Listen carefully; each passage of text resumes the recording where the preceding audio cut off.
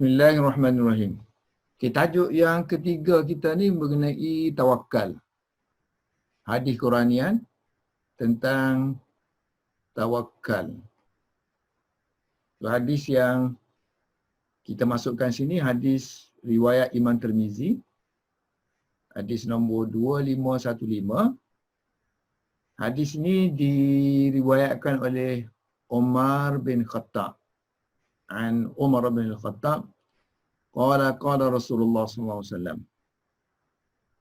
Berkata Rasulullah sallallahu alaihi wasallam, "Lau annakum kuntum tawakkalu 'ala Allahi haqqa tawakkulih la ruziqtum kama turzaqu at-tayru taghdu khimasan wa taruhu bitanan."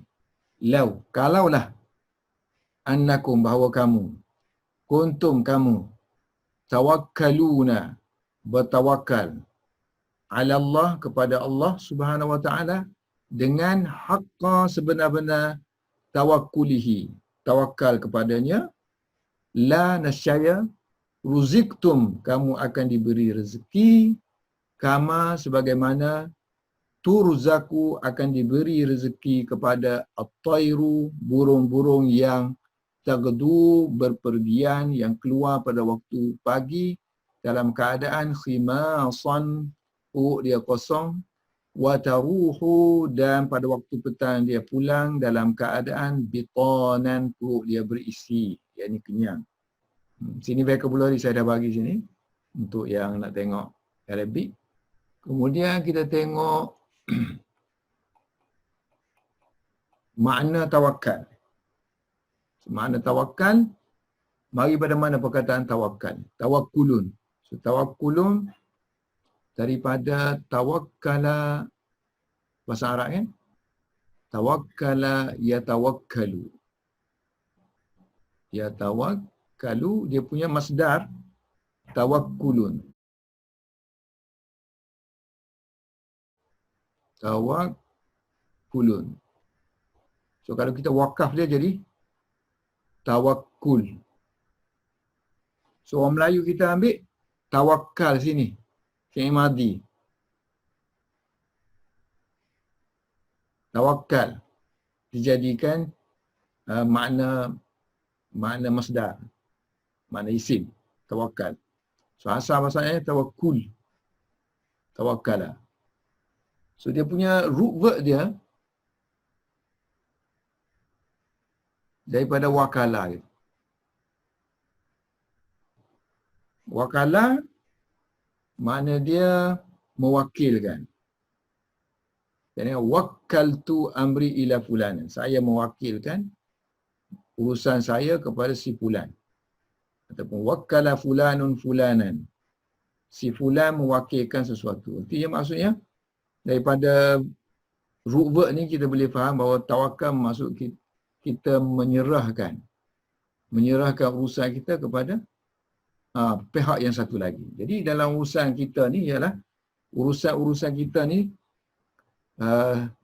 secara zahir kita dah buat, tetapi secara batinnya, secara rohaninya, kita kena ada tambatan dengan pihak yang satu lagi tu, iaitu kalau kita ni kuasa yang paling besarnya adalah Allah Subhanahu wa taala. So kita wakilkan, mana kita serahkan urusan kita ni kepada Allah, barulah maksudnya hati kita tu kita kata tak sama dengan hati orang lain lah, sebab kita ada lagi kuasa yang pegang urusan kita. Barulah tak ada kekecewaan dalam kehidupan kalau sekiranya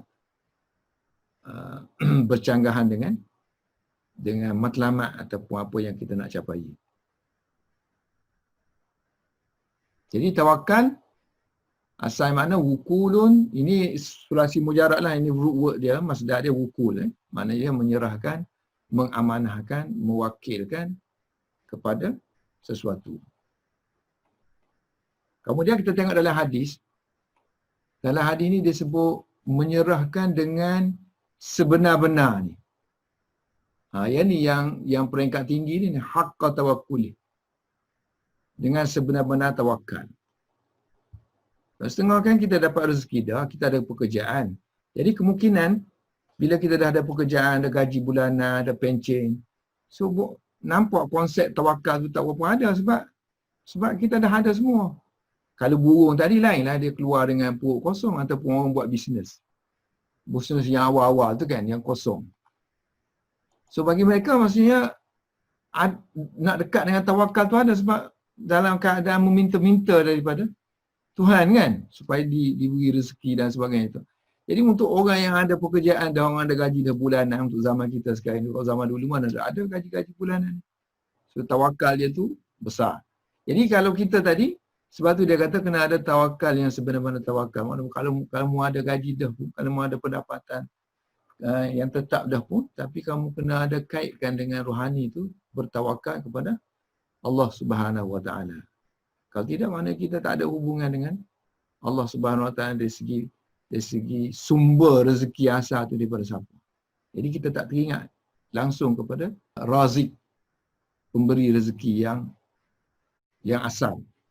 Jadi Allah Subhanahu Wa Taala ni sebenarnya dia nak suruh kita ni setiap detik dan setiap masa berkait dengan dia. Ada kait dengan mengait dengan dia. Sentiasa berdoa dengan dia kalau meminta kan. So dalam masalah rezeki maksudnya bertawakal kepada Allah Subhanahu Wa Taala. Sebab kita tak tahu nanti rezeki yang ada pada kita ni sekelip mata aja boleh pergi kan. Dalam COVID ni berapa ramai orang yang bisnes dia lingkup kan.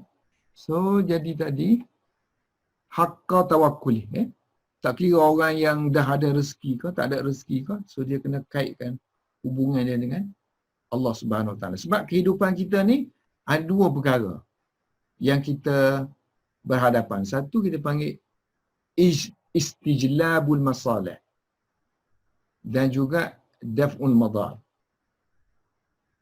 Istijlabul masalih dengan daf'ul madar. Dua perkara ni yang kita duduk jaga dalam kehidupan kita. So yang pertama kita nak semua manfaat tu mari kat kita kan. Kalau boleh, kalau berniaga nak untung. So kalau belajar nak pandai. Ini panggil istijlab al-masalih. Istijlab mana tarik. Tarik maslahah kehidupan. Boleh kat kita. Satu lagi, kita takut kepada bencana. Kita tinggal rumah kita untuk balik kampung. Itu dan kita letakkan security dan apa semua kan. Rumah kita kunci apa semua ni semua untuk mengelakkan bencana ni. Daf'un madar. Tapi adakah dengan semata-mata secara zahir kita buat begitu, mana kita terelak daripada menerima bala? Tak kan? Tak kan? So, sebab tu dia kata kamu kena, walaupun kamu buat gitu, so kamu kena akhir sekali kena letak kepada Allah Subhanahu Wa Taala haqqa tawakkuli. Setengah orang dia orang yang tak ada akidah, tak ada hubungan dengan Allah Subhanahu Wa Taala. So dia berakhir dengan usaha-usaha dia secara zahir sajalah. Kunci pintu dan sebagainya. Tak ada dah doa-doa tawakal kepada Allah Subhanahu Wa Taala, dah tak ada. Jadi kalau rumah dia kena masuk orang kepada dia haru diri lah. Tak boleh menerima hakikat ini tawakal kepada Allah Subhanahu Wa Taala. Okey, oleh kerana tawakal ni biasanya ada kait mengait dengan rezeki banyak. Manusia ni kan, kehidupan dianya nak dapatkan rezeki, nak dapat supaya dia boleh hidup. Supaya dia boleh buat kerja lain, so dia nak kena perut dia tu kenyang. Jadi sebab itulah Al-Quran pun banyak dalam Quran sebut tentang kalau kamu nak cari rezeki pun kena letak tawakal tu kepada Allah Subhanahu Wa Taala, yakin kepada Allah Subhanahu Wa Taala. Contohnya Allah kata wa ma min dabbatin fil ardi illa 'ala Allahi rizquha. Tidak ada satu binatang yang melata di atas muka bumi, yang berjalan di atas muka bumi, melainkan Allah sudah tetapkan rezekinya. 'Ala Allahi rizquha. Allah telah tetapkan rezeki untuk dia. Pun gitu dalam ketetapan gitu, tapi secara zahirnya kita tengok macam hadis tadi sebut, binatang terpaksa keluar waktu pagi kan. Keluar waktu pagi, perut kosong. Tapi Allah dah jamin dah rezeki. Semua jamin rezeki itu banyak mana, bila, itu atas maslahah Allah Subhanahu Wa Taala kepada kita dah pula kan. Kadang Allah bagi sikit, tujuan nak uji. Kadang Allah bagi banyak, tujuan dia supaya kita bersyukur. Nak uji juga dengan kesyukuran. Jadi masing-masing ada ujian. Okey. Sahabat Nabi semua baca belaka Quran, wa ma min dabbatin fil ardi illa 'ala Allahi rizquha. Semua baca kan? Kalau gitu maknanya duduk atas Masjid Nawawi jelah semaya-semaya. Tak. Kalau tengok dalam sejarah, semua para sahabat Nabi ni semua bekerja. Bukan macam kita cuti-cuti belajar tau. Pencen-pencen belajar tak ada. Bagi dia orang zaman dia orang kehidupan normal seperti biasa. Cuma time belajar tu dia orang pergi belajar. Kalau ada masa pergi belajar. Kan? Ada yang terlibat dalam perniagaan, ada yang terlibat dalam pertanian, peternakan, so, masing-masing lah. Tapi masing-masing meletakkan waktu yang khusus untuk pergi jumpa Nabi, pergi majlis Nabi. Kalau tak sempat pun, mereka pesan kepada kawan, cuba ingat balik apa yang Rasulullah sebut, nanti beritahu kami. Itu tradisi belajar zaman Nabi dulu. Yang kedua kita tengok Nabi sendiri. Dalam keadaan Allah kata wa ma min dabbatin fil ardi illa 'ala Allahi rizquha. Kalau gitu Allah tetapkan rezeki. Tak payahlah maknanya dulu Nabi mengajar je lah. Kan? Tapi tak adanya jihad, adanya apa semua, maknanya ada bahagian ganjaran macam gaji lah kita kata. Kalau berjihad, so ada parts bahagian rezeki yang telah ditetapkan kepada Nabi, khumus tu kan. Nabi kata, ju'ila rizki, dijadikan rezeki aku ni tahta zilli rumhi. Di bawah zilli, bayangan, rumhi, tombak aku. Maksudnya, berpegang lah. So dapat berpegang, nak usaha dulu. Usaha, then get the rezeki. Rezeki tu macam yang Bani Israel nak. Wahai Musa minta mari daripada langit turun apa semua kan. Tak. Cuma dalam keadaan ditentu pun, gini pun Nabi masih lagi kan, bukannya berperang tu hari-hari untuk Nabi. Bila keadaan darurah saja terpaksa berperang, waktu tu dia dapat rezeki. Pun begitu maknanya benda tu terikat dengan usaha dan terikat dengan mengaitkan diri kita kepada yang memberi rezeki itu Allah Subhanahu Wa Taala. Jadi maksud dia ada tawakal ni sebenarnya, apa dia maksud tawakal? Supaya kita ni sentiasa ingat kepada punca pemberi rezeki, yang ni Razik. Yang ni kena sentiasa ingat. Yang kadang kita lupa kan, sebab kita dah dalam zone selesa, so kita tak ingat pemberi rezeki itu siapa. Kalau orang yang bisnes dia dah stabil contohnya kan, ataupun orang yang makan gaji, ada tiap-tiap bulan, so bahagian rezeki tu nak kaitkan dengan Allah Subhanahu Wa Taala. Bahagian syukur tu mungkinlah. So bahagian pemberi rezeki tu ingat tak ingat pemberi rezeki tu siapa. Inilah merupakan maqam lah. Maqam rohani.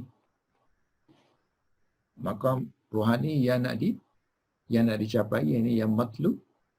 Yang nak dicapai. Okey, jadi maksudnya tawakal ni sebenarnya dia benda yang lain lah daripada yang usaha tadi. Yang usaha tu mana benda yang tabi'i. Manusia ni tabi'i. Dia kena kerja lah cari rezeki tu. Cari rezeki tabi'i. Macam haiwan, tabi'i dia keluar untuk cari makan. Manusia begitu juga, tabi'i. Sebab manusia ni ialah orang kata haiwanun natik kan. Haiwanun natik. Apa maksud haiwan natik? Manusia ni kan macam haiwan juga, makan, minum, tidur kan. Tapi dianya khususiatnya dia boleh bercakap, natik. So bercakap ni sebenarnya akal. So, manusia yang berakal, manusia yang akal itu disampaikan melalui pertuturan dia, natik.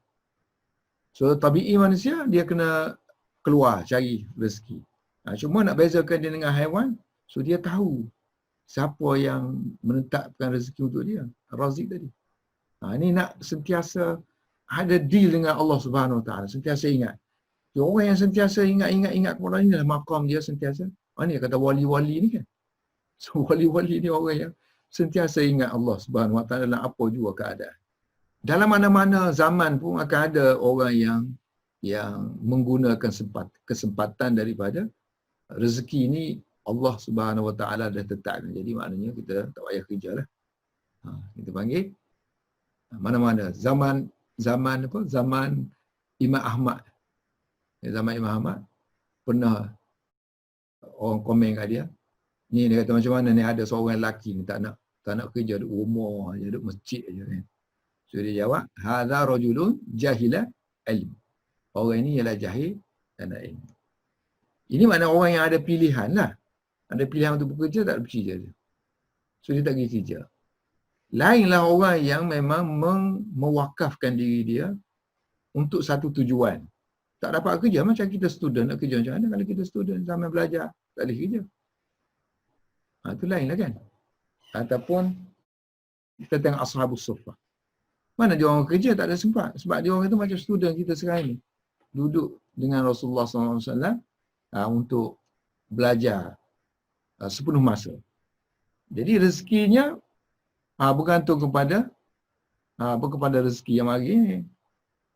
Kan? Sampai Abu Hurairah terpaksa mengikat perut kerana lapar, tak ada rezeki. Hanya menunggu rezeki-rezeki itu orang faham, orang infak kepada Nabi tu, Nabi pun bagi. Jadi dalam keadaan-keadaan yang tertentu, kadang-kadang untuk masalah yang tertentu, kita tak buat kerja. Kan, untuk masalah yang tertentu. Yang ni lain, yang kita maksudkan orang yang menjadikan profession dia memang tak nak kerja. Itu dia maksudkan. Tapi dalam keadaan-keadaan tertentu, kita tak bekerja tu, macam orang pergi berdakwah kan. So macam mana dia nak kerja? Tak kerja dah. So dia mengharapkan infak daripada orang lain. So dia dah beri habuan dia untuk berkhidmat kepada agama. So orang lain lah kena bantu dia dalam meneruskan dakwah. Kita tak boleh pukar-pukar gitu, tengok orang tak bekerja, terus kata, oh kenapa pergi berdakwah? Kerjalah. Tak boleh macam tu sebab kita kena ada orang yang pergi berdakwah, masuk hutan, masuk orang asli, masuk ni, masuk tu kan. So ada juga orang yang bekerja dan duit yang dia ada tu dia infak untuk fisabilillah kan. Untuk fisabilillah. Jadi tak ada permasalahan lah dalam sekeliling rezeki tu. Okey, cuba kita tengok pengajaran hadis ni. Sebenarnya tawakal, kita kata tawakal dalam apa-apa jua. Apa dipanggil? Istijlabul masalih dan juga daf'ul madar. So untuk rezeki lah ni. Istijlabul masalih untuk kepentingan kemaslahatan kita. Dan satu lagi untuk mengelakkan daripada perkara-perkara yang mudarat.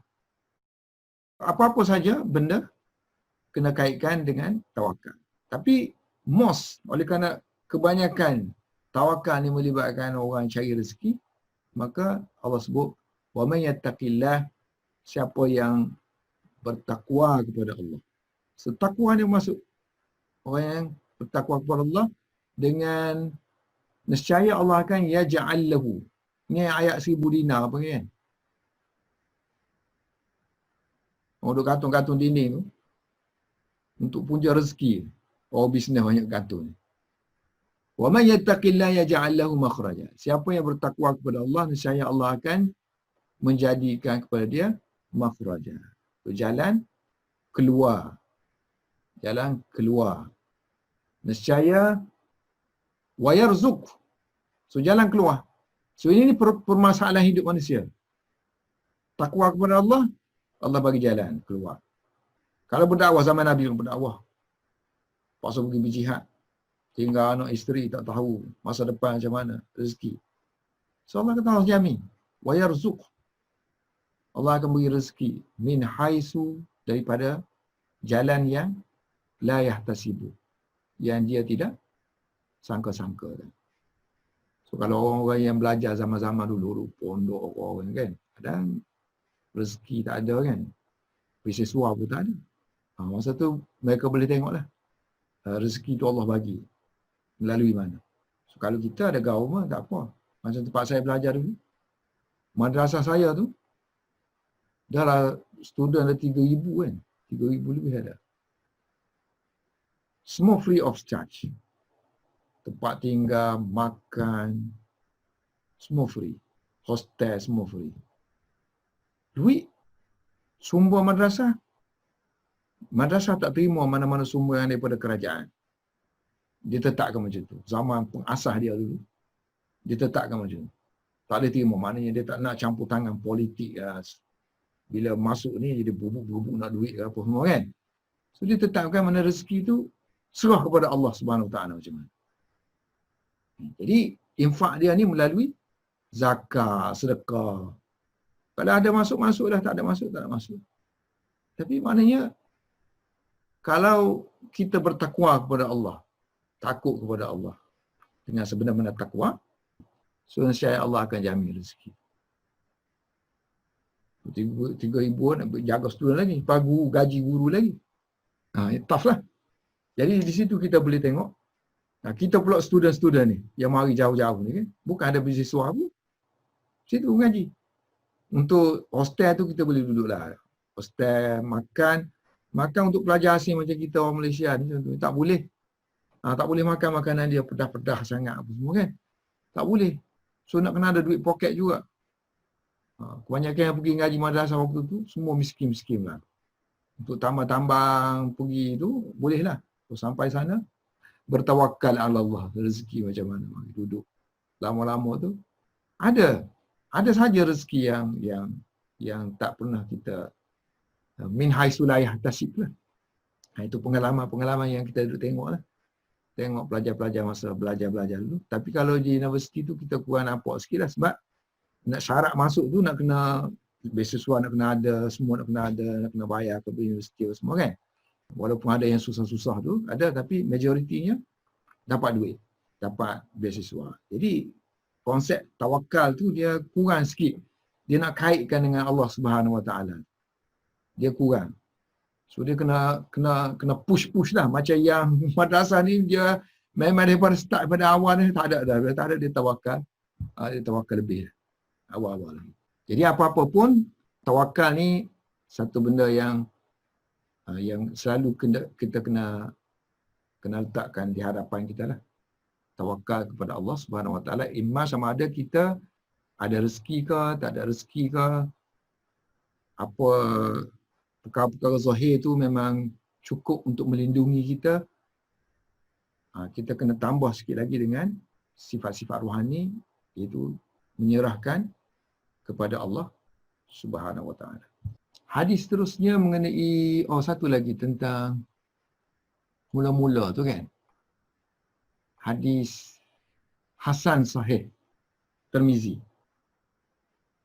Dalam riwayat Tirmizi ada Hasan Sahih. Dia tulis Hasanun Sahihun.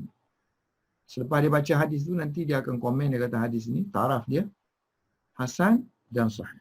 Dulu kita dah beritahu Hasan dengan Sahih ni dua istilah yang bercanggahan. Mana boleh duduk. Kalau Hasan tu tak sampai level Sahih. So, kalau Sahih tak sampai level. Hasan tak boleh naik pada Sahih kan. Melainkan kena ada sokongan-sokongan lah. Kalau Sahih makna dia paling tinggi, dia tak boleh duduk dengan Hasan. So Imam Tirmizi apakah sebab dia kata hadis ni Hasan Sahih? Dia menggabungkan. Jadi yang pertama, istilah Hasan Sahih ni istilah Tirmizi sendiri.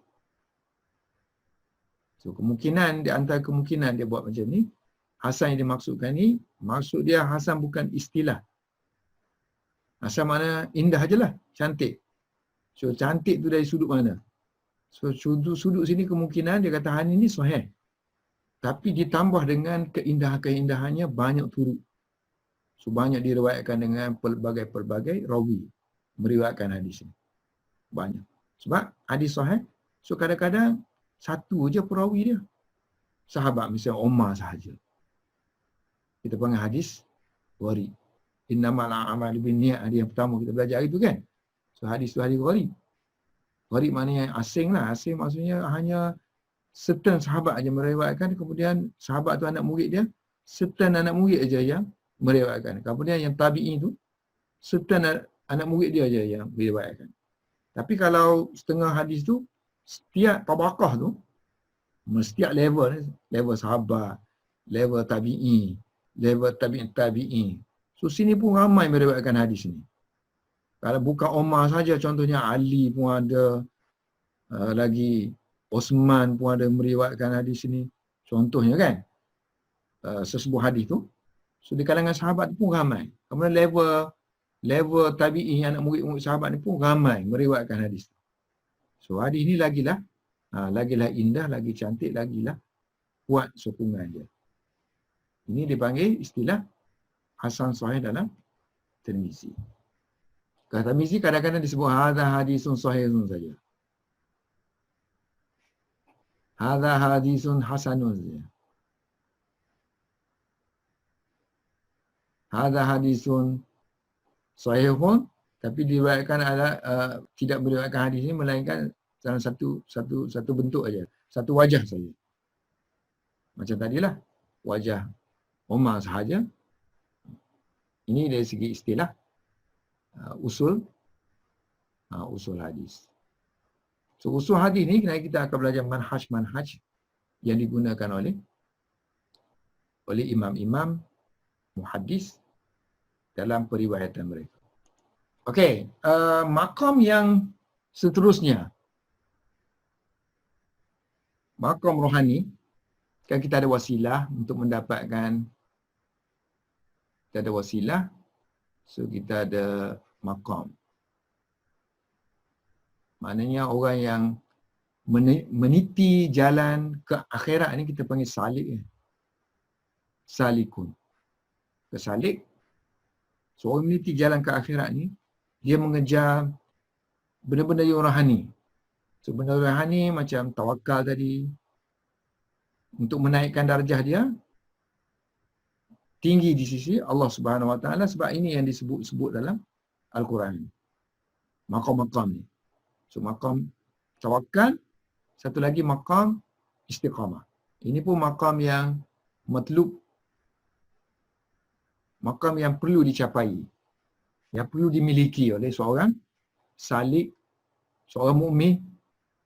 Mukmin tu ramai kan, banyak jenis, asal beriman kepada Allah Taala. Tapi mukmin yang mencari jalan menuju kepada Allah Subhanahu Taala itu dipanggil salik. So maqam istiqamah. Istiqamah daripada perkataan istaqama, yastaqamu, yastaqimu. Masdar dia istiqamatan.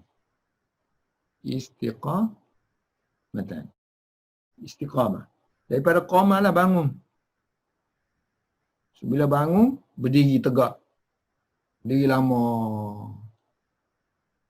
Macam istiqamah artinya tetaplah. Tak berganjak. Buat amalan tu tak berganjak. Bukannya buat sekejap, berhenti sekejap. Kita amalan wajib je lah. Kan amalan wajib ni memang istiqamah. So, amalan-amalan yang sunat ni kurang istiqamah. Sebab nama lagi dia sunat. Buat tak apa, buat boleh pahala, tinggal tidak berdosa. Jadi oleh kerana kita pun ambil bahagian tidak berdosa. Jadi pahala tak apa, tak dapat. Asal pun jangan berdosa. Jadi kuranglah amalan-amalan yang sunat yang kita dapat pelihara. Sebab tu zaman-zaman dulu, so orang buat program macam-macam lah. Sebab kalau zaman Rasulullah ni, Rasulullah mempunyai kekuatan. Kekuatan yang mana kata jumpa sekali dia tu, mana kita boleh ikut dia. Amalan dia. Hari ni kita pergi jumpa Tok Guru, 100 kali jumpa Tok Guru nak tiru amalan Tok Guru, tak boleh. Ataupun 100 kali baca kitab Bukhari ke, tentang amalan sunat Nabi apa semua nak buat, tak boleh istiqamah. Sebab apa tu? Sebab kekuatan tu tak ada. Kekuatan pada buku tu, kekuatan pada guru tu tidak ada. Kita ni memang nak buat, tapi boleh tak bertahan lama. Sebab tu kan dari masa ke semasa peralihan zaman tu, so macam-macam program yang dibuat oleh ulama kan untuk inilah, untuk mengistiqamahkan. Istiqamah tu orang tahu. So how to become istiqamah. Macam mana nak buat? Itulah program-program yang rohani yang orang lakukan lah, macam-macam program lah dibuat untuk tetapkan. Ada kata duduk pondok 40 hari lah, pola semua macam-macam kan untuk tetapkan. So, kalau orang tabligh misalnya dia keluar 40 hari. Keluar 40 hari tu tujuan dia apa sahaja tujuan dia? Tujuan dia supaya kita istiqamah dalam masa 40 hari tu kalau buat tu amalan-amalan sunat tu diharap-harapkan mana dia kekal starting point ke starting point. So itu di antara usahalah untuk menjamin amalan-amalan sunat itu boleh dilakukan. Amalan ni khas level orang yang semayang wajib tu dah selesai lah. So dia mesti upgrade dia punya amalan. Bila dah buat, tinggalkan. Bila dia buat, tinggalkan. Macam Ramadan kan. Semua orang mampu buat Ramadan. Sebab Ramadan sendiri bulan yang barakah. Semua orang buat bulan tu sendiri barakah. Jadi kuat. Kekuatan kita tu kuat. Sebelum hari Ramadan tu dah, dekat-dekat Ramadan kita dah get ready dah. So, bila habis Ramadan, habis. Istiqamah dah habis dah. Semayang malam pun dah habis dah. Baca Quran dah habis dah. Habis dah. Setahun sekali. Ini tak bagus lah kan. Tak berdosa lah. Cuma istiqamah tu tak ada. Mana level kita tak naik. Untuk tergantung-gantung. An Aisyah. Hadis diriwayatkan oleh Imam Muslim. Nombor 7300. An Aisyah. Hadis diriwayatkan oleh Aisyah radhiyallahu anha. Qala Rasulullah sallallahu alaihi wasallam. Rasulullah bersabda, hendaklah kamu saddidu. Saddidu mana buat amalan tu mengikut ketepatan. Carilah ketepatan. Carilah dalam urusan hidup kamu. Buat tu. Tepat. Kena dengan, kalau agama, kena dengan syarat. Dengan kehendak agama. Wa qaribu. Dan hendaklah kamu mendekatkan. Dekat itu dekat kepada Allah. Qaribu. Cari jalan untuk dekat kepada Allah Subhanahu Wa Taala. Macam istiqamah tadi. Dengan istiqamah artinya kita mendekatkan diri kepada Allah Subhanahu Wa Taala. Dengan tawakal tadi akan mendekatkan diri kepada Allah Subhanahu Wa Taala. Dan usaha ni semua kena perintah. So buat dia tu mestilah susah. Susah nak buat dia tu. Lepas tu dia kata, membuat susah ni dapat pahala. Jadi wa abshiru, berilah berita gembira, khabar gembira. Buat ni ada habuannya, ada ganjarannya daripada Allah Subhanahu Wa Taala. Kalau tidak dunia ni, yang akhirat pasti. Okey. Dalam agama kan, Rasulullah kan, ataupun Allah Subhanahu Wa Taala Al-Quran, dia suruh kita beramal. Wa amilus solih wa amalu kan. Beramallah kamu, beramal. Bila kita sudah beramal, dia tambah pula kita pada amalan kamu tu kena ingat, bukan amalan kamu yang menjamin syurga. Aku tangan aku. Masa kita tak beramal tu, dia suruh beramal dulu. Lepas beramal, dia upgrade pula, jangan percaya kepada amalan kamu. So bagi orang yang tak belajar ikut kaedah, so dia amalan tu dia tak tengok, dia tengok yang suruhan yang kedua, maksudnya jangan percaya kepada amalan kamu. So dia tak payah semayang lah. Itu dia jadi ajaran-ajaran sesat. Padahal syariat yang Allah Subhanahu Wa Taala, so Nabi dia nak suruh kita mengkualitikan amalan kita. Daripada amalan, beramal tak beramal kan beramal. Lepas beramal, jaga amalan kamu tu baik-baik. Jaga hati kamu baik-baik. Takut kamu sikah sangat kepada amalan kamu tu, sehingga kamu percaya bahawa sebab amalan kamu lah kamu akan masuk syurga sebagainya. Fa innahu, sesungguhnya lan yadkhula, tidak akan masuk sekali-kali dalam syurga.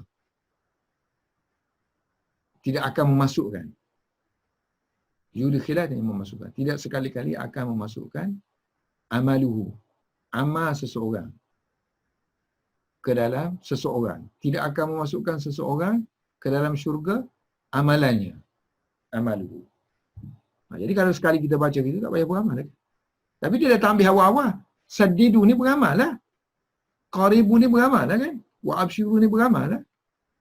Jangan ambil sini. Ambil sini saja. Sini tak beramal. Dia kata amalan kamu tidak boleh menjamin kamu masuk syurga. So, artinya makrifat je lah. Makrifat yang akan menjamin masuk syurga. Kenal Allah. Tak payah solat. Tak payah puasa. Tak payah haji. Ini maknanya dia tak faham syariat. Waktu nak mengajar agama ni, sebelum kita tafsir apa-apa, keseluruhan hadis Nabi tu kita kena baca. takut kita salah anggap. Kemudian Quran tu kita kena baca. Baca Quran tu tak boleh tanpanya tafsir, sebab zahir dia tu kita tak faham. Tengok zahir saja. Qalu, lalu sahabat pun kehairanan. Sahabat kata, wala anta ya Rasul. Tidak juga kamu ya Rasulullah. Mana tidak juga amalan kamu itu akan menjamin kamu masuk syurga ya Rasulullah. Qala, Rasulullah jawab, wala ana. Tidak juga aku. Maksudnya amalan aku ni tidak menjamin aku masuk syurga. Tapi, illa, melainkan, tapi Allah telah, apa tu? Ghammada yughammidu ni. Telah menutupi, melindungi. Maknanya Allah mengistiqamahkan Nabi tu. Amalan Nabi tu Allah lindungi. Lindungi maknanya dia akan mendorong masuk syurga dan amalan jenis masuk syurga. Rasulullah buat istiqamah dengan ikhlasnya, dengan apa semua lengkap. Illa an yataghammadani Allah protect minhu dengan rahmatnya. So maksudnya masuk amalan manusia ni, manusia masuk syurga dengan rahmat dia. So Allah, kalau Allah beri rahmat dia, kesian belah dia, Allah, so dia akan memungkinkan kita jadi istiqamah dalam beramal. Wa'lamu, ketahuilah sesungguhnya anna ahabbal amal yang paling disukai ilallah, oleh Allah, ialah yang paling adwamuhu, yang paling berkekalan, yang paling istiqamah. Wa in qalla, walaupun amalan itu sedikit. Sebab tu kita tengok surau kadang-kadang ada orang kita perhatikan masuk surau, mesti dia masuk 10 sen ke, 20 sen ke, 10 sen, 20 sen, 10 sen, 20 sen. Ikut kadar kemampuan dia. Jadi tiap-tiap hari dia derma, tiap-tiap hari dia derma. Macam kita belajar juga lah. Istiqamah. Hari Sabtu belajar, hari Sabtu belajar, hari Sabtu belajar, hari Sabtu belajar, hari Sabtu belajar kan. Hari Sabtu belajar, mengajar, hari Sabtu mengajar, belajar. Saya kan, kita tengok. Kadang-kadang saya tak percaya. Saya ni, kebanyakan kelas saya hari Sabtu ataupun Ahad. Sabtu Ahad. Sabtu Ahad tu selama saya dah mengajar, video saya Sabtu Ahad aja. Kan? Sekarang ni hampir 1000 video. Saya pun tengok terkejut bila masa dia menjadi 1000. Nah, kita tak percaya benda tu kan? Tu belum lagi yang malaikat buka-buka kita tunjuk kat kita amalan kita. Istiqamah. Maknanya buat istiqamah. Kalau sentiasa. So dia akan jadi amalan yang banyak lah. Saya pun tak tahu berapa video saya, ada nak murid tunjuk. Ustaz tengok video dalam YouTube Ustaz ni dah 1000 lebih. 1000 lebih. So 1000 lebih kalau kita nak buat dalam masa satu hari, tak mampu walaupun kita nak sungguh nak buat. Tak mampu. So kita buat sikit-sikit. Jadi apa-apa belajar pun saya tengok ramai orang yang belajar bahasa Arab. Salah satu fokus saya ya dalam pengajian ni, saya mengajar bahasa Arab. Supaya orang dapat istifadah daripada hadis Nabi, dapat istifadah daripada baca Quran. Sebab saya feeling betul lah. Sebab masa dulu, masa saya pergi belajar tu, umur saya 23 tahun. So masa tu bahasa Arab tak tahu. Jadi feeling nak mengaji bahasa Arab tu. Pergi, umur 23 tahun pergi. Mula dengan belajar kan. Agama. Jadi sebab itulah, bila balik bahasa Arab tu, saya tak tinggal lah. Supaya faktor yang saya nak mengaji agama tadi dulu tu tak hilang. Dapat dikongsikan. Jadi yang penting tadi, istiqamah lah. Istiqamah. Ramai saya tengok orang belajar bahasa Arab, so dia nak cepat pandai je. Kalau masuk Al-Bayan tu, cepat-cepat nak pandai. Bila nak pandai ni, bila nak pandai bercakap, bila nak pandai menulis kan. Padahal belajar tu hingga akhir hayat.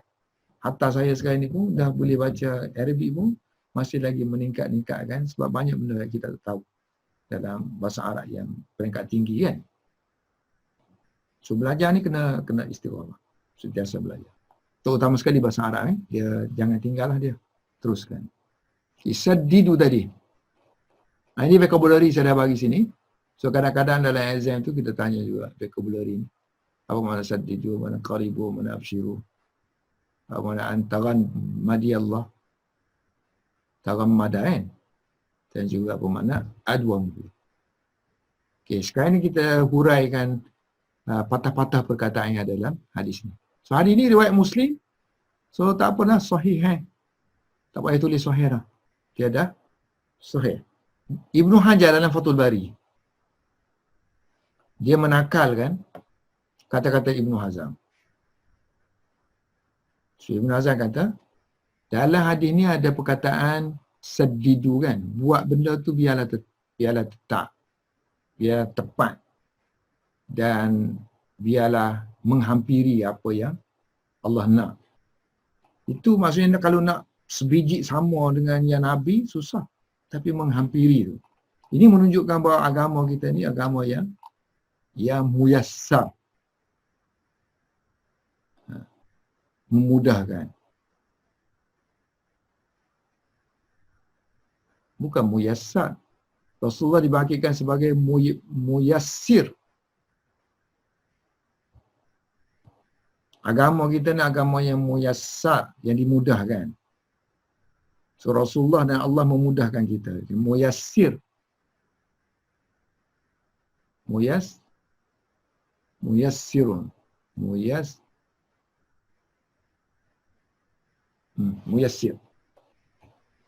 Memudahkan. So agama kita ni walaupun payah-payah, dia suruh istiqamah kan. Sebab perkara sunat tadi, asalnya sunat ni tak berdosa tak buat. Tapi dia sarankan kita supaya buat, supaya kita naik maqam tu. Tapi dia tak paksa kita. Buat banyak-banyak. Qalla je. In qalla. Walaupun sedikit. Kita buat sedekah. Sedekah kan, dia suruh sedekah. Kita ingat ada RM10 nak derma. Ada RM10 tak nak derma. Sikit kita katakan. Tak, dia muyassar. Dia beri kemudahan. So Rasulullah dibangkitkan sebagai muyassir. Yang memudahkan. Ataupun kita panggil musahhil. Yang memudahkan dan yang menyenangkan. Urusan agama lah maksudnya. Urusan agama. Solat walaupun 5 tu susah bagi orang yang payah. So bagi orang yang dah biasa menjadi mudah. 5 saja. Tapi kalau lebih pada tu, kalau diwajibkan sukar. Kalau sunat, tak apa sebab kadang-kadang kita boleh tak buat pun. Dan disokong oleh hadis yang lain dalam Sahih Bukhari. Nak cerita hadis ni. Kalau yang ni tak nampak mudah sangat. So kena fikir dulu kan. Dari segi zahir tu, tak berapa nampak. Tapi ada hadis yang jelas menunjukkan mudah. Inna ad-dina yusrun. Sesungguhnya agama kita ni agama yang mudah. Payah dalam kemudahan. Payah nak sembahyang 5 waktu kalau kita mualaf nak masuk 5 waktu nak mengaji, nak solat. Oh susah. Nak puasa kalau kita mualaf. Baru masuk Islam. Dalam umur tua-tua dah. Nak puasa kita tengok. Banyak orang yang menceritakan tentang how radio Aikim pun banyak kan. Rancangan orang yang baru masuk Islam. Permulaan puasa dia macam mana, permulaan solat dia, susah. Itu bukan bermakna agama tu susah, tak. So dia kena masuk. Masuk dulu. Masuk dulu. Kalau sudah ada Swiss-Swissnya, dia akan jadi mudah. Kalau tak ada Swiss lagi, dia jadi susah. Inna din yusrun. Wala yushada din ahadun illa ghalabahu. Wala yushada ad-din ahadun illa ghalabahu. Jangan memayah-mayahkan agama ni. Seseorang itu jangan, tidak sekali-kali dia akan memayah-mayahkan, melainkan memayah-mayah ni, paksa-paksa ni akan menguasai dia. So bila payah tu menguasai kita, tak nak buat lah. Tak nak buat. Ramai budak-budak mengaji Quran. Tahfiz. So dia nak habis cepat. So dia baca banyak. Belakang tak ingat. Akhir sekali, dia kecewa. Kecewa dia meninggalkan tahfiz. Ada setengah orang tu dia mampu hafal 3 ayat, 4 ayat, 5 ayat, istiqamah. Akhirnya habis. Fasaddidu. Tengok, maksudnya hadis tadi, kalau dalam Bukhari, dia ada awal lagi. Muqaddimah ni dulu. Barulah dia sebut fasaddidu wa qaribu wa wa abshiru. Sebab perkara sini ni perkara yang payah ni. Saddidu wa qaribu ni fi'il amar nak suruh buat benda tu tepat, nak suruh benda tu mendekati apa yang Allah nak. Kan, kemudian suruh orang mengkhabarkan berita gembira, semua ni menampakkan fi'il amar. Bila orang suruh, nampak sukar lah kan. Sebab tu, tapi dia nak katanya hak sukar sebenarnya hakikatnya benda yang mudah dalam agama. Kalau perintah-perintah tu, kalau kamu buat betul-betul, dia mudah. Jadi hak Allah tetapkan itu kena buat juga semampu yang kamu. Ada qaid dia panggil. Ada qaid. Sebab kalau kita kata fattaqullah tu umum. Bertakwalah kamu kepada Allah. Umum. Jadi kemungkinan kena yang tu orang yang takut kepada Allah tu dia memayah-mayahkan, dia suka-sukakan sebab dia takut sangat. Takut sangat. Takut sangat sampai tak boleh kerja. Nak kena sembahyang 24 jam. Tapi ada qaid di situ. Dengan syarat mastata'tum. Semampu yang kamu boleh. So, semampu itu maksudnya yusrun. Satu kemudahan yang diberikan oleh agama. Sama juga Quran sebut fattaqullaha mastata'tum. So hadis sama juga. Rasulullah kata idza amartukum, kalau aku perintahkan kamu dengan satu perkara, bi amrin, fa'tu, maka kamu hendaklah datangkan perintah tersebut mastata'tum. Semampu yang kamu boleh. Sebab fi'il amar dalam syariat kan. So asal dia untuk wajib. So kadang-kadang dia jadi harus. Ikut konteks. Kadang-kadang dia jadi sunat. Perintah amal tadi. So wajib pun mastata'tum buat kan. Solat. Nak khusyuk 100%. Tak boleh. Jadi apa yang kita mampu khusyuk lah. Mampu khusyuk. Semaya wajib nak serah kepada Allah Ta'ala benda yang wajib ni. Kalau kita semaya tak khusyuk, ingat kau kereta lah, ingat kau tu, ingat kau ni, ingat ni. Semua masuk lah tu. Tapi benda yang kena buat juga. So yang mampu kita buat, macam tu je kita serahkan kepada Allah Subhanahu Ta'ala. Ada amal-amal yang harus. Macam lepas sembahyang hendaklah kamu bertebarlah ke muka dunia, cari rezeki. Itu harus. Dan ada yang sunat. So benda-benda ni kalau dibuat secara istiqamah yang harus, mantan dia pergi berniaga cari rezeki. Kan? Sunat. Kalau kamu buat walaupun sedikit tapi berkekalan. Semua ni akan menjamin faedah kepada diri kamu sendiri.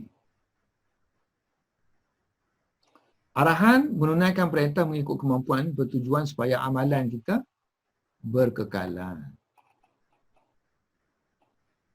Dapat dilakukan berterusan ataupun istiqamah. Kalau kita baca sejarah-sejarah, sebab kita ni mengaji agama, so kita nak contoh-contoh pun dalam bentuk agama-agama je lah.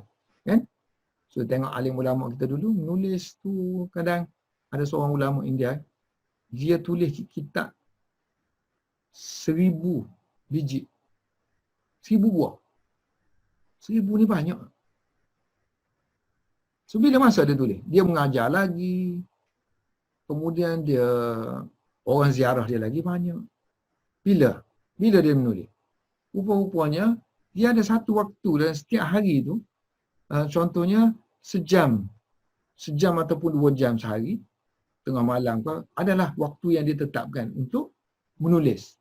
Dan jika sekiranya ada tetamu mari pada waktu dia menulis tu, dia minta izin dengan tetamu tu, ataupun minta izin supaya dia masuk menulis kejap. So, walaupun mana seminit, time menulis, dia akan tulis. Pergi menulis, dia tulis. Tulis sikit lah. Kalau mana tetamu yang sangat tak bolehlah kena layan lah.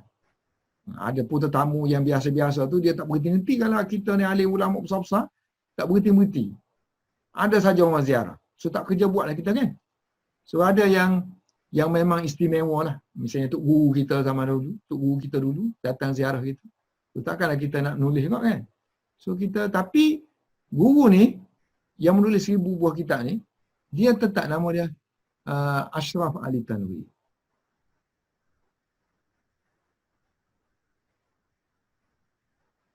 Ashraf Ali Tanwi. So bila tiba masa dia tulis kitab, dia akan pergi beritahu tetamu dia. Dia kata, ni saya minta izin sekian nak masuk dalam bilik.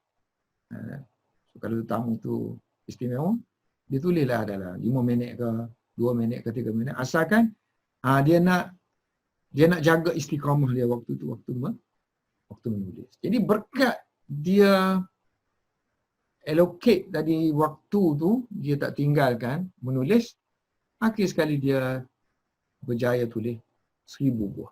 Dan 1000 buah kitab dia tu semuanya tak ada apa kita panggil, tak ada, kalau kita sebenarnya hak cipta terpelihara. Siapa nak cetak boleh cetak.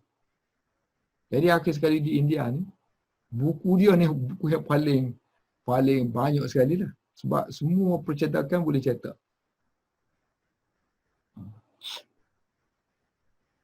Nah, itu di antara orang yang menjaga istiqamah. Ada orang yang menjaga istiqamah wuduk dia.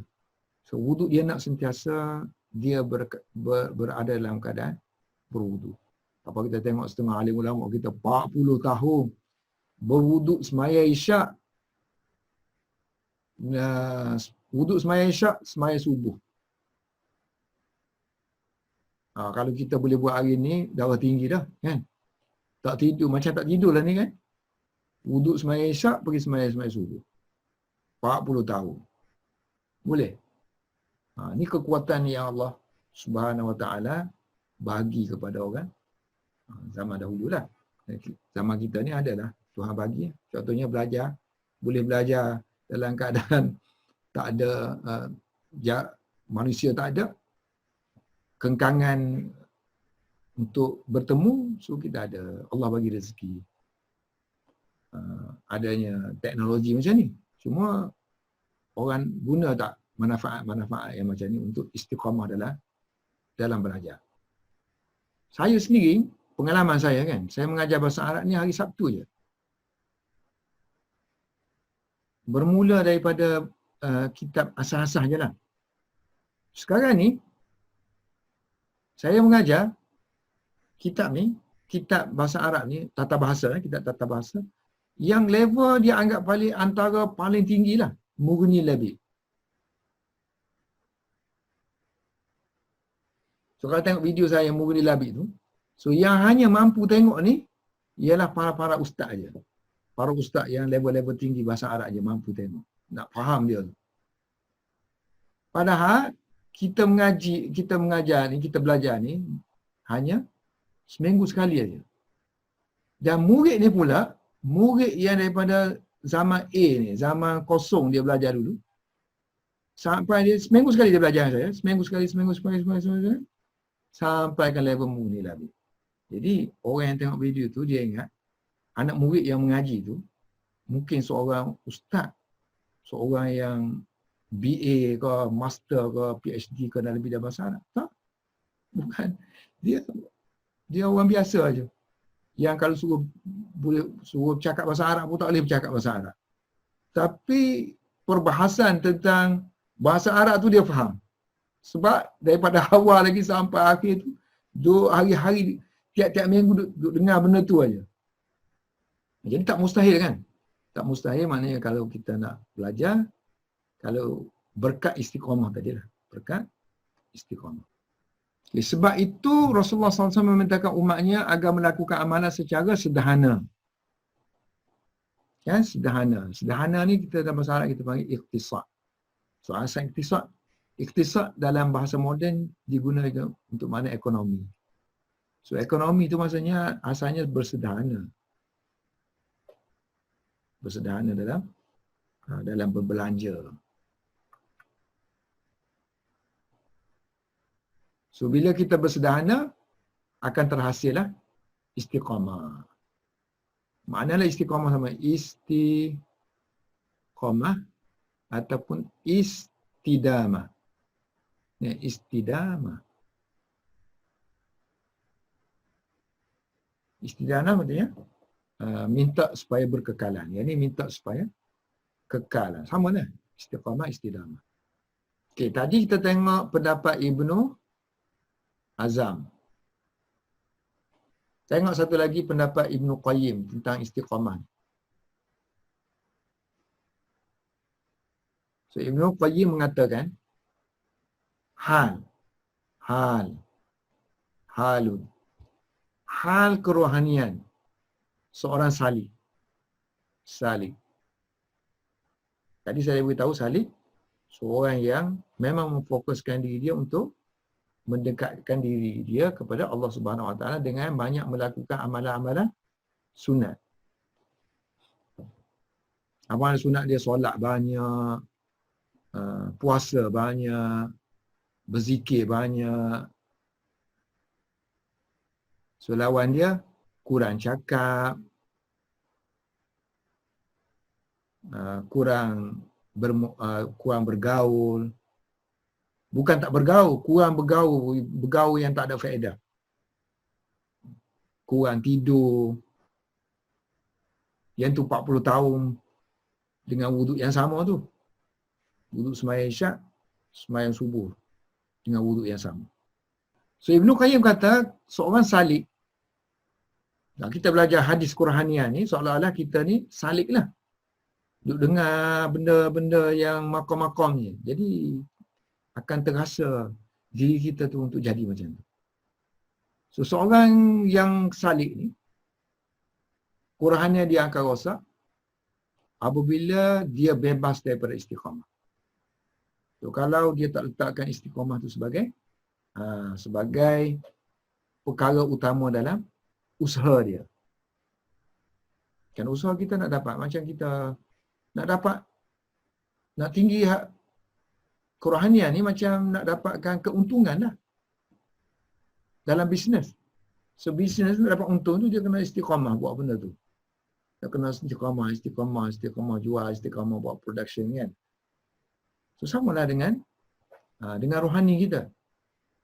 Kalau barang tu tak ada, customer mana akan terputuslah customer. So sama juga kalau amalan kita tu tak dijaga, so dia terputus. Kekuatan rohani tu akan terputus. Dan nak bina balik, sukar. Orang tua-tua dulu dia rengkah-rengkah aja. Dia tak belajar penat-penat macam kita ni. Tapi amalan dia tu jaga. Dia ada buku khusus. Quran nak baca penuh tak boleh. Surah-surah yang tertentu dikumpulkan satu buku. Dalam tu ada surah Al-Waqi'ah, surah Sajadah, surah Al-Mulk, surah Yasin. Sudah orang amal benda tu. Sebelum tidur ke, amal tu tengok orang tua-tua dulu kan. So kita tak tahu. Itulah amal-amal istiqamah yang memungkinkan jadi rumah tangga dia berkah, anak cucu dia mengaji bagus, apa semua kan. Kalau saya dulu, nenek saya memang ada buku kecil tu. Saya baca buku tu. Buku kecil, dalam tu ada doa, ada cara semayang, ada surah-surah yang tertentu. So kita masa tu, mana duk faham?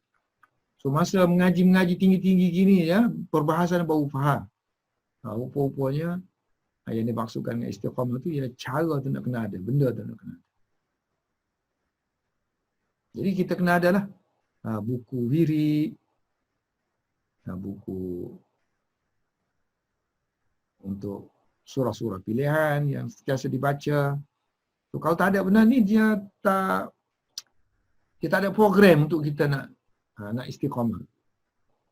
Buku doa nak kena jaga selalu kan. Kan ulama-ulama dulu macam Imam Nawawi dia tulis buku Al-Azkar apa semua kan. So orang dulu dia kekuatan dia tinggi. Jadi buku azkar walaupun tebal dia boleh jadi wirid dia untuk baca. Kita hari ni baca azkar tu contohnya untuk habiskan je melalui, tapi untuk amal tu sukar. So kita kena ada buku-buku kecil ataupun kita susun sendiri daripada yang hadis-hadis sahih ke apa ke semua yang kita masukkan. Jadikan buku tu wirid tu untuk diamalkan. Dia dan di kedai-kedai pun banyak dijual. Boleh diamalkan untuk yang sunat-sunat lah ya. Untuk amalan-amalan kerohanian kita. So dia Ibnu Qayyim kata kalau tak ada ni, orang yang menuju sekadar belajar gini aja, kan orang putih lebih hebat daripada kita. dalam menghuraikan metafizik, kerohanian, estetik, view of life kan. So dia orang lebih handal sebab dia orang fokus, dia orang tahu istilah-istilah, memang tahu maqam ke salik ke apa ke, baca buku kan. Sebab dia orang minat ilmu. Tapi amalan tak ada lah, kosong. Ada seorang putih tu, dia buat kajian tentang ni, ulama-ulama di India. Dia mari jumpa saya, dia punya pengetahuan tu lebih daripada kita. Kita duduk lama pun tak tahu banyak daripada dia. Tapi tujuan dia, matlamat dia je untuk just buat research lah. Berbangga dengan research dia, dapat hasilkan setiap kali tu boleh tulis makalah, boleh tulis artikel. So dia pun suka kepada maklumat-maklumat sehingga dia sanggup mari jumpa kita dah untuk dapatkan maklumat macam. Tapi kita ni lain sikit lah, sebab kita nak jadi macam dia juga, tapi ada kerohanian tu. Kalau kita belajar tajwid je, belajar teori, kalau tak baca, mana boleh kan? Tak jalan tajwid tu, belajar teori je. Tapi kadang kita belajar baca betul. Baca tu baca betul, bertajwid dah. So tak sebut istilah pun kita dah menunaikan hak tajwid. Kalau seorang guru masa kita belajar kecil-kecil dulu, kalau mak bapak kita ajar bertajwid dah. So kita pun baca tajwid. Kita pun tak tahu pun nun mati, ming mati, ming. Nun mati bertemu dengan huruf sekian-sekian ni kena idgham ke, kena apa ke, kena izhar ke. Kita tak tahu tapi baca betul. So bila kita dah tua-tua kita belajar tajwid. Hukum memang hebat tapi bila baca tak betul. Sebab jarang-jarang baca. Sebab teori. Begitulah dengan rohani. Teori, baca Quran, kita dapat teorinya, gini. Tapi nak amalan tu, sebab tu ada Rasulullah SAW. Sahabat boleh tengok. Apa yang disebut oleh Quran tu, diamalkan oleh Rasulullah SAW.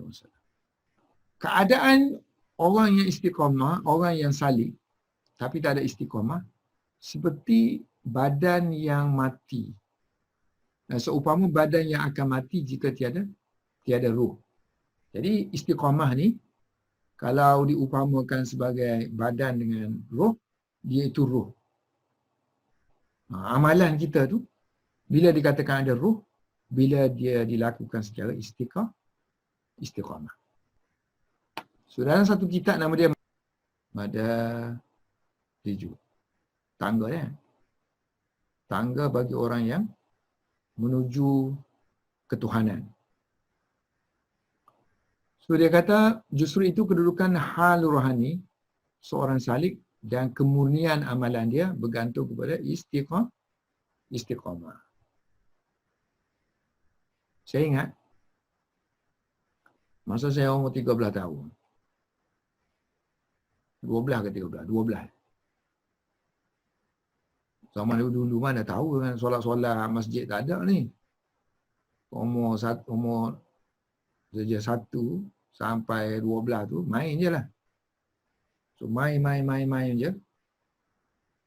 Satu hari, rumah saya ni dia ada atas bukit. Atas bukit, kemudian ada jalan ke bawah ni. Saya duduk sini. Petang-petang tu saya duduk tengok ke bawah lah. Ambil angin. Setiap hari saya tengok ada seorang lelaki naik basikal, bersongkok, tak tahu pergi ke mana. Dekat-dekat dengan maghrib, dia pergi. Naik basikal, apa raih, tak ada. Hari-hari saya duduk tengok. Lepas tu terdetik dalam hati, tanya mak saya. Orang tu dia kata dia pergi mana tu? Tiap-tiap hari. Istiqamah dia tu, tiap-tiap hari. Rupa-rupanya dia pergi ke masjid daerah. Saya duduk di Kuala Kerai waktu tu. Kuala Kerai, Kelantan. Kawasan tempat saya duduk tu ke masjid dalam, kalau naik basikal tu setengah jam lah. Setengah jam baru sampai. So dia naik basikal pergi. So mak saya kata dia pergi masjid di bandar. So tergerak dalam hati saya, boleh tak saya nak ikut dia naik basikal esok? Mak saya kata boleh lah, ikut dia esok. Jadi mulai daripada itulah cetusan saya mula solat tak tinggal. Umur 12 tahun tu, kerana dia. Yang mak duk suruh hari-hari ni, macam-macam berperang kan. Macam-macam lah kita, helah kita nak suruh solat ni. Masuk dalam bilik, kadang-kadang kita tak solat pun. Lepas 5 minit kita keluar. Kan? Tapi cetusan yang Allah bagi melalui si abang ni, Abang Mukhtar nama dia. Saya ingat lagi nama Abang Mukhtar. Dia duduk di taman saja tu. Dia pergi tiap-tiap hari. Tiap-tiap hari pergi ke bandar. Naik basikal waktu tu. Naik basikal je. So dia pun naik basikal. Jadi cetusan tu lah menyebabkan saya mula solat tak tinggal dan ikut dia. Mula pergi masjid. Sampai dah sekarang masjid berkat daripada amalan Abang Mukhtar yang istiqamah. So, setiap kali saya mengajar bab istiqamah, setiap kalilah nama Abang Mukhtar ni akan naik. Kan? Kerana saya teringat kepada jasa-jasa dia tadi lah. Walaupun dia tak pernah pun suruh saya. Macam mak saya dan ayah saya suruh solat. Kan? Dia tak pernah suruh. Tapi melalui perbuatan dia yang istiqamah pergi ke masjid. Ya, kalau Allah nak tunjukkan, kadang-kadang Allah bagi hidayah kepada seseorang itu melalui perbuatan orang lain. Sebab tu kita kena istiqamah tu supaya amalan, keberkatan amalan kita ni walaupun bukan dengan mulut tapi terpancar melalui perbuatan. So dia lebih berkesan daripada kita duk ceramah-ceramah banyak. Amalan kita tu, orang tengok. Dan Nabi mana bercakap banyak Nabi. Nabi tak banyak bercakap. Hadis-hadis Nabi tu boleh catat tu berapa. Kan? Yang dia bercakap. Hadis yang banyak-banyak tu berulang je. Bulan-bulan Bukhari Muslim, Tirmizi apa. Ada hadis yang sama aja. So, Nabi bercakap tu berapa aja. Benda penting-penting je. Lain tu Nabi melalui perbuatan amalan dia. Okey, pengajaran hadis. Amalan yang paling disukai oleh Allah untuk pentarbihan jiwa ialah amalan yang dalam bentuk sadat. Sadadun, bertepatan, taksib, sederhana tadi, taisir, mudah. Taisir. Lawan dia, takalluf, memayah-mayahkan. Ijtihad, buat sungguh-sungguh. Bukan ijtihad maksudnya buat sungguh tu memayah-mayahkan dalam istilah. Memayah-mayahkan. Mengantuk pun ijtihad ni. Sungguh-sungguh. Mengantuk pun solat juga. Mengantuk pun baca juga Quran. Ini panggil takalluf. Ataupun menyuka-nyukakan, ta'sir. Mampu sembahyang 5 rakaat aja, buat 10. Sunat. Buat 10 boleh 2 hari aja. 2 hari aja, lepas tu dah tak buat lah. Okey, satu lagi pengajaran dia, amalan yang dawam. Berkekalan. Tapi sifat dia mafdul. Lawan dia fadil. Mafdul kurang sikit afdal. Kurang afdal. Fadil afdal. Contohnya, ini sembahyang 10 rakaat. Mestilah dia lebih afdal banding dengan yang 5 rakaat.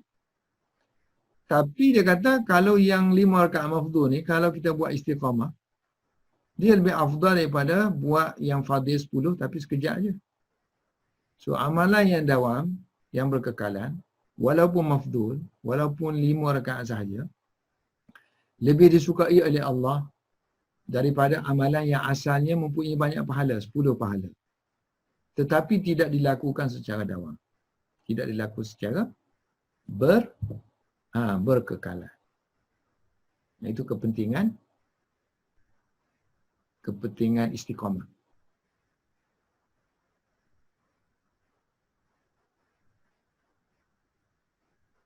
Kita pun tak tahu zaman kita ni kan, sebab kita zaman kita ni zaman masing-masing kan.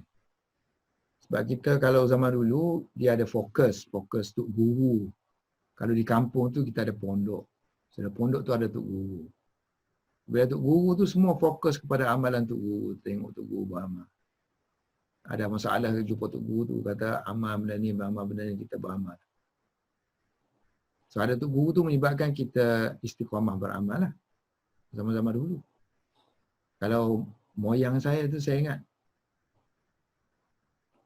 Masa saya umur belah-belah tahun tu, dia dah umur 70 apa, 70-an kan. Tapi dia sentiasa bangun waktu subuh tu, pukul 4 pagi dia dah bangun. Rumah saya dekat sungai. Sungai maknanya dia mandi, dia tak nak mandi di rumah, dia mandi di sungai. Pukul 4 pagi dia pergi mandi sungai. So dia bangun, lepas tu dia solat. Tahajud, subuh dia dah pergi dah. Dia dah pergi dah ke masjid. Masjid negeri lah, Kota Baru tu. Rumah saya dekat masjid negeri Kota Baru. Tepi sungai. Pergi.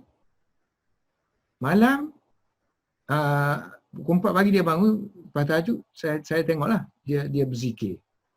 Dia berzikir, la ilaha illallah, la ilaha illallah, kan? So gitulah, malam sebelum dia tidur, saya tengok juga dia berzikir. So, masa tu kita kanak-kanak, kita tak hirau sangat apa benda. So kadang-kadang kita pergi sembang kat dia lah, tanya dia ni, moyang ni belajar dengan siapa dulu? Masa tu saya pun tak kenal nama-nama alim ulama. Yang saya ingat dia sebut dia belajar dengan Tok Salehah. Tok Salehah. Yang di Tumpak. Ni moyang ko Datuk Dasuki. Ashraf Dasuki. YB kita tu kan. Dia tu guru besar lah. Dia punya keturunan. So dia belajar pun bukan belajar memondok lah. Dari segi amalan. So, dia ambil amalan untuk beramal. Boleh lah, dia boleh baca lah kita tak jauh itu. Boleh lah. Tapi kalau kita sekarang ni, kita kemudahan banyak. Buku-buku kita boleh baca, internet ke apa semua, guru masuk kelas tu, CJ ni, diploma tu apa semua kan. Tapi dari segi kita nak menjaga amalan tu, kita tak ada kuduah lah. Hanya kederat kemampuan diri kita sendiri mengistiqamahkan tu. Takdir kita zaman ni. Maknanya satu cabaran lah. Ni untuk kes kita nak upgrade kita punya amalan lah.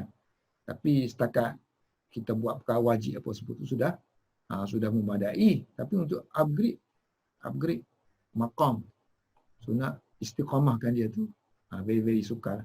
Sangat-sangat sukar. Hatta orang yang hafal Quran, contohnya orang yang tahfiz Quran, guru tahfiz, ataupun dia tak jadi guru tahfiz pun, dia bekas pelajar tahfiz, hafal Quran.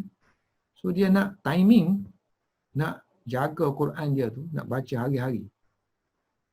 Hari-hari tu berapa juz? Sekurang-kurangnya 1 juz satu hari. Untuk 30 hari. Hafalan, baca dengan hafalan. Sangat sukar. Untuk orang-orang yang tahfiz. Kerana tadi tak ada sokongan, tak ada bi'ah, tak ada suasana yang menyokong dia. Suasananya suasana yang sibuk. Bangun-bangun, buka telefon. Bukan bangun-bangun buka telefon tu pun tengok mesej, tengok Facebook. Bukannya kita buka tengok apps Al-Quran untuk kita ingat Al-Quran. Ini untuk orang yang tahfiz. Untuk yang sepatutnya jaga Quran dia kan. Tak jaga. Anak saya tahfiz. Balik. Bukan baca Quran. Bukan baca Quran. Kita suruh baca, kita suruh baca. Tak ada. Perbandingan kita dulu, mak bapak tak suruh pun. Tapi hati tu nak jadi baca Quran sendiri. Belum masuk tahfiz tu dah cuba hafal Quran sendiri. Kekuatan zaman tu dulu. Bi'ah tu juga satu fadlun lah. Satu kurniaan bi'ah, suasana. Satu kurniaan yang Allah Subhanahu Wa Taala. Macam orang yang kaya. Itu kurniaan yang Allah Subhanahu Wa Taala berikan. Orang yang pandai belajar. Baca tak banyak tapi skor. Itu kurniaan yang Allah Subhanahu Wa Taala berikan. So macam tempat saya belajar dulu, Dioban kan. Sebab berkat alim ulama dia di situ, zaman berzaman, jadi kampung tu kampung yang kalau kita masuk tu dia tenang. So kita pergi New Delhi, pergi Delhi bandar sekejap, balik tu, hati kita tak sabar-sabar lagi untuk pulang. Untuk pulang kampung. Balik ke madrasah. So, madrasah ni duduk di kampung, nama dia Dio. Masuk tu kita dah rasa ketenangan. Ketenangan tu. So ketenangan tu dia yang memudahkan, muyassir untuk beramal. Untuk buat, nak baca Quran pun jadi ringan, nak solat pun ringan. Macam kita duduk rumah lah, banding rumah dengan surau atau masjid. So, di rumah kita nak buat amalan sunat, susah kan? Melainkan kita dah jadikan dia tu macam masjid. Amalan tu jadi dia mempunyai kekuatan. Tapi tak. Apa-apa pun kita buat di masjid. Sebab apa buat di masjid? Sebab di masjid tu berkat, ramai orang sembahyang situ, ramai orang baca Quran situ. Akhir sekali surau masjid dia jadi keberkatan, menyediakan satu bi'ah suasana yang meringankan kita untuk buat amalan. Jadi kita kena cari jugalah, cari suasana-suasana yang memungkinkan untuk kita mengistiqamahkan amalan kita. Ini satu usaha salib lah. Satu usaha salib. Macam tu orang pergi ke umrah ke kan, orang pergi umrah tu mencari satu suasana untuk dapatkan amalan. Tapi kalau dia pergi tu mempunyai kekuatan, so dia balik dengan kekuatan. Kalau tidak, dia kena bekerja keras pula lah. Balik rumah tu kena kerja keras lagi. Jadi kerja ni kerja yang tak mudah lah untuk dapatkan sebab harga dia mahal. Jadi usaha dia tu kena lebih sikit lah ke arah menjaga amalan-amalan yang sudah kita mulai. Jaga, contohnya kita dah mula hafal Quran, macam mana nak jaga bacaan Al-Quran? Kalau kita dah mula sembahyang sunat, dah mula bertahajud, macam mana nak jaga tahajud? Kalau mula dah sembahyang rawatib, sembahyang qabliyah ba'diyah, macam mana nak jaga dia? Kemungkinan yang kita katakan, contohnya rawatib, ada pilihan, buat di rumah ke, buat di surau. Kalau kekuatan kita tak kuat untuk buat di rumah, baik buat di surau. Supaya jaga benda tu. Padahal sembahyang sunat ni, semuanya buat di rumah. Nabi buat di rumah. So kalau ikut sunnah, buat rumah. Tapi kalau kita ikut sunnah tadi, hancur kita. Sebab kita tak mampu, boleh buat 2, 3, 4 hari, boleh buat 3, 4 hari, pada habis. Tak ingat dah. Dalam perjalanan tu balik rumah tu buka temu dengan kawan dulu. Buah sini, balik rumah dah tak ingat dah nak sembahyang sunat. Ataupun main atas rumah tu, dah kena anak duk bising lah, nak suruh beli ni, atau buat ni, buat itu, buat ni. Akhir sekali, tak teringat nak sembahyang sunat, tertinggal juga. Sebab itulah kita tengok hari ni amalan semua orang pergi masjid, dia settle semua di masjid ataupun di surau. Sembahyang sunat dia, apa semua settle, balik kosong, menyebabkan satu lagi kekurangan dia, rumah dia tu jadi kubur lah pula. Jadi kubur maknanya sepatutnya rumah jadi masjid, tempat diamalkan amalan juga sikit sebanyak, dia jadikan amalan tu di rumah. Tapi tidak dijadikan amalan. Kalau orang tua dulu lain kan, nenek-nenek apa semua, dia ada ruangan dia, solat dia situ. Jadi rumah tu ada semacam masjid juga, semacam surau ruangan. So kita hari ni kita tak duduk dengan orang tua-tua, kita sendiri rumah tu. Balik dengan sibuknya kerja, tidur dah. Kan? Amalan langsung tak jaga, penat. Orang dulu dia suri rumah aja, apa semua habis kerja, dia jaga amalan. Jadi kita sekarang ni mungkinlah Tuhan uji kita dengan amalan, bukan uji dengan ilmu. Sebab ilmu ni kita boleh cari, kita boleh belajar dengan senang sebab kita dah biasa belajar daripada sekolah rendah lagi. Saya rasa suka belajar. Untuk ilmu ni rasa ringan untuk kita. Tapi amal itu mungkin sedikit susahlah untuk kita istiqamahkan dia, tidak sebagaimana susahnya kita mengistiqamahkan dalam bidang ilmu. Itu pengalaman-pengalaman yang saya nampak lah. Pengalaman yang saya bukan nampak juga, yang kawan-kawan ada beritahu. Kan kesukaran macam jaga Quran tadi. Ini kawan-kawan kita lah yang seangkatan dulu, sesurau ke apa ke, yang sudah hafal Al-Quran, berbincang sedih dengan keadaan dirinya yang tak mampu untuk jaga Quran, untuk baca Quran. Harap ke mengharapkan masa hafal tu zaman kita kecil dulu. Seorang yang belajar hafal Quran zaman kecil dulu, masa sekolah rendah ke ataupun sekolah menengah, dia hafal Quran. So dia punya ingatan tu dia boleh tahan tak baca untuk 1 tahun. 1 tahun tak baca, mana hanya baca Ramadan je. Dia masih lagi boleh tahan hafalan dia tu. Tapi kalau yang dah, tapi kadang-kadang tu Ramadan pun tak baca juga, Ramadan pun sibuk juga. Itulah. Dia menderita lah. Tak semudah itulah, maknanya tidak semudah yang kita berikan gelaran Al-Hafiz ke apa semua kan. Ini sebenarnya gelaran-gelaran yang sepatutnya tak diberikan. Sebab Al-Hafiz apa semua ni sebenarnya bukan pangkat, dia amalan. Bukannya maknanya dia ada CJ tahfiz Quran, dia akan ingat Quran. Tak semestinya kan. Tak. Sebab tu madrasah saya, habis Quran, tahfiz, tak beri CJ pun. Dia kata nak CJ buat apa? CJ tu boleh ingat Quran ke? Tak bagi. Semua hafaz ni, kamu ingat. Tak bagi. So maknanya kita nak, maknanya kalau kita nak jadi, kalau di sana nak jadi tahfiz Quran, nak jadi guru tahu, dia test kita lah. Apa Quran nak baca ni? Jaga Quran tak? Baca Quran tak? Jadi guru tahfiz. Bukan tunjuk CJ, tak perlu tunjuk CJ. Ingat tak ingat Quran? Gitu. Tapi kita sekarang ni nak macam mana kan? Semua everything nak kena ada CJ. Sehingga kan orang yang ada CJ tu sendiri, dia tak menjaga Quran dia. Bukan saya nak kata salah Al-Hafiz tu lah. Dan ini kita buat atas dasar masalah lah. Sekarang ni semua nak kena ada title Malaysia ni. Kalau pergi haji, buat haji. Mungkin ini satu penghormatan maksud dia. Okey, ada nak tambah-tambah? So kita ada lagi syukur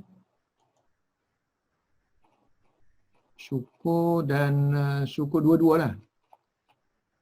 Kita ada lagi dua lagi pertemuan kan? Dua lagi kan? Syukur dan syukur dengan warak. Kemudian sampai 8 Ustaz.